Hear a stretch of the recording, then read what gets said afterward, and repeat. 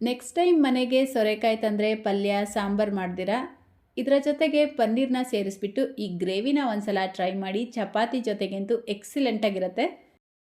ನಾನು ಈ ರೆಸಿಪಿನ ಒಂದು ರೀಲ್ಸಲ್ಲಿ ನೋಡಿದ್ದೆ, ಇಷ್ಟ ಆಯಿತು, ಟ್ರೈ ಮಾಡಿದೆ. ಟೇಸ್ಟ್ ಮಾತ್ರ ಮಸ್ತಾಗಿತ್ತು. ಸೊ ನಿಮ್ಮ ಜೊತೆಲೂ ಶೇರ್ ಮಾಡ್ಕೊಳ್ತಾ ಇದ್ದೀನಿ.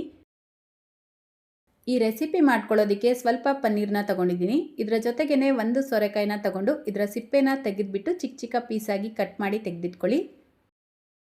ನೆಕ್ಸ್ಟ್ ಈಗ ಒಂದು ಬಟ್ಲಲ್ಲಿ ಅರ್ಧ ಕಪ್ ಮೊಸರು ತೊಗೊಂಡಿದ್ದೀನಿ. ಇದಕ್ಕೇನೆ ಪನ್ನೀರ್ನ ಸೇರಿಸ್ಬಿಟ್ಟು 1 ಟೀ ಸ್ಪೂನ್ ಕಾಳು ಮೆಣಸಿನ ಪುಡಿ, ರುಚಿಗೆ ತಕ್ಕಷ್ಟು ಉಪ್ಪು, ಸ್ವಲ್ಪ ಕಸೂರಿ ಮೆಥಿನ ಸೇರಿಸ್ಬಿಟ್ಟು ಮಿಕ್ಸ್ ಮಾಡ್ಕೊಳ್ಳಿ. ನೋಡಿ, ಈ ರೀತಿ ಮಿಕ್ಸ್ ಮಾಡಿಬಿಟ್ಟು ಸೈಡಿಗೆ ತೆಗೆದಿಟ್ಕೊಳ್ಳಿ. ಈಗ ಗ್ಯಾಸ್ ಸ್ಟವ್ ಮೇಲೆ ಒಂದು ಪ್ಯಾನ್ ಇಟ್ಕೊಂಡು 1 ಟೀ ಸ್ಪೂನ್ ಎಣ್ಣೆ ಸೇರಿಸ್ಬಿಟ್ಟು ಕಟ್ ಮಾಡಿ ಇಟ್ಕೊಂಡಿರುವಂಥ ಸೋರೆಕಾಯಿನ ಸೇರಿಸ್ಕೊಳ್ಳಿ. ಇದರ ಜೊತೆಗೇ ಚಿಕ್ಕದು ಒಂದು ಕ್ಯಾಪ್ಸಿಕಮ್, ಈಗ ಒಂದು 5ರಿಂದ 6 ಗೋಡಂಬಿ, ಒಂದು 10 ಬಾದಾಮಿನ ಸೇರಿಸ್ಕೊಂಡಿದ್ದೀನಿ. ಗೋಡಂಬಿ ಬಾದಾಮಿ ಸೇರಿಸ್ಕೊಳ್ಳೋದ್ರಿಂದ ಈ ಗ್ರೇವಿ ಟೇಸ್ಟ್ ಚೆನ್ನಾಗಿರುತ್ತೆ. ಇಲ್ಲ ಅಂತಂದರೆ ಹುರಿದು ಸಿಪ್ಪೆ ತೆಗೆದಿರುವಂಥ ಕಡಲೆ ಬೀಜ ಬೇಕಿದ್ರೂ ಸೇರಿಸ್ಕೊಳ್ಬೋದು. ರುಚಿಗೆ ತಕ್ಕಷ್ಟು ಉಪ್ಪು, ಒಂದು ಚಿಕ್ಕ ಪೀಸ್ ಚಕ್ಕೆ ಸೇರಿಸ್ಬಿಟ್ಟು ಇದೆಲ್ಲವನ್ನು ಒಂದು 3ರಿಂದ 4 ನಿಮಿಷ ಮಿಕ್ಸ್ ಮಾಡ್ಕೊಳ್ತಾ ಫ್ರೈ ಮಾಡ್ಕೊಳ್ಳಿ. ಒಂದು ಲಿಡ್ನ ಕ್ಲೋಸ್ ಮಾಡಿಬಿಟ್ಟು ಫ್ರೈ ಮಾಡ್ಕೊಳ್ಬೇಕು. ನೋಡಿ, 3-4 ನಿಮಿಷಗಳ ನಂತರ ಮತ್ತೆ ಒಂದ್ಸಲ ಮಿಕ್ಸ್ ಮಾಡಿಬಿಟ್ಟು ಸ್ವಲ್ಪ ನೀರು ಸೇರಿಸ್ಕೊಳ್ತಾ ಇದ್ದೀನಿ. ಈಗ ಮತ್ತೆ ಲಿಡ್ನ ಕ್ಲೋಸ್ ಮಾಡಿ ಒಂದು 10ರಿಂದ 15 ನಿಮಿಷ ಈ ತರಕಾರಿಗಳನ್ನು ಬೇಯಿಸ್ಕೊಳ್ಬೇಕು. ನೋಡಿ, ಕರೆಕ್ಟಾಗಿ 15 ನಿಮಿಷಕ್ಕೆ ನಾವು ಸೇರಿಸ್ಕೊಂಡಿರುವಂಥ ಸೋರೆಕಾಯಿ ಎಲ್ಲ ಚೆನ್ನಾಗಿ ಬೆಂದಿರುತ್ತೆ. ಈಗ ಗ್ಯಾಸ್ ಫ್ಲೇಮ್ನ ಆಫ್ ಮಾಡಿಬಿಟ್ಟು ಇದನ್ನು ಸ್ವಲ್ಪ ತಣ್ಣಗಾಗೋದಕ್ಕೆ ಬಿಡಬೇಕು. ಇದು ಒಂಚೂರು ತಣ್ಣಗಾದ್ಮೇಲೆ ಒಂದು ಮಿಕ್ಸರ್ ಜಾರ್ಗೆ ಸೇರಿಸ್ಬಿಟ್ಟು ಸ್ವಲ್ಪ ನೀರು ಸೇರಿಸಿ ನುಣ್ಣಗೆ ರುಬ್ಬಿ ತೆಗೆದಿಟ್ಕೊಳ್ಳಿ.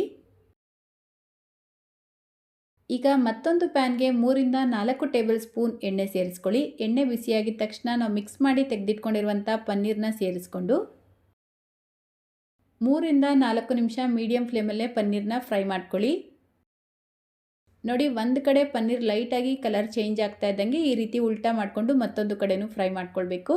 ಇದರ ಜೊತೆಗೇ ಖಾರಕ್ಕೆ ಒಂದು 2 ಮೆಣಸಿನ್ಕಾಯಿನ ಸೇರಿಸ್ಕೊಳ್ತಾ ಇದ್ದೀನಿ. ಈಗ ಇದಕ್ಕೆ ರುಬ್ಬಿಟ್ಕೊಂಡಿರುವಂಥ ಮಸಾಲೆ ಪೇಸ್ಟ್ನ ಸೇರಿಸ್ಕೊಂಡು ಒಂದು ಅರ್ಧ ಕಪ್ ನೀರು ಸೇರಿಸ್ಕೊಂಡು ಮಿಕ್ಸ್ ಮಾಡ್ಕೊಳ್ತಾ ಇದ್ದೀನಿ. ಈ ಗ್ರೇವಿಗೆ ತುಂಬ ಜಾಸ್ತಿ ನೀರು ಉಪಯೋಗಿಸಬಾರ್ದು. ಈಗ ಇದನ್ನು ಮತ್ತೆ ಲೋ ಫ್ಲೇಮ್ನಲ್ಲೇ 5 ನಿಮಿಷ ಕುದಿಯೋದಕ್ಕೆ ಬಿಡಬೇಕು.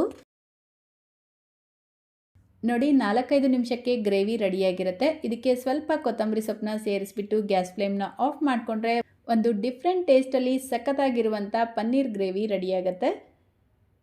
ನಾನು ಆಗಲೇ ತಿಳಿಸ್ದಾಗೆ ಬಿಸಿ ಬಿಸಿ ಚಪಾತಿ, ಪರೋಟ, ಪೂರಿ ಜೊತೆಗೆ ಎಕ್ಸಲೆಂಟ್ ಕಾಂಬಿನೇಷನ್. ಸೊ ಈ ಮೆಥಡಲ್ಲಿ ಒಂದ್ಸಲ ಟ್ರೈ ಮಾಡಿ ಅಂತ ಹೇಳ್ತಾ, ಇವತ್ತಿನ ವಿಡಿಯೋ ಇಷ್ಟ ಆಗಿದ್ರೆ ಲೈಕ್, ಶೇರ್, ಕಮೆಂಟ್ ಮಾಡೋದನ್ನು ಮರಿಬೇಡಿ.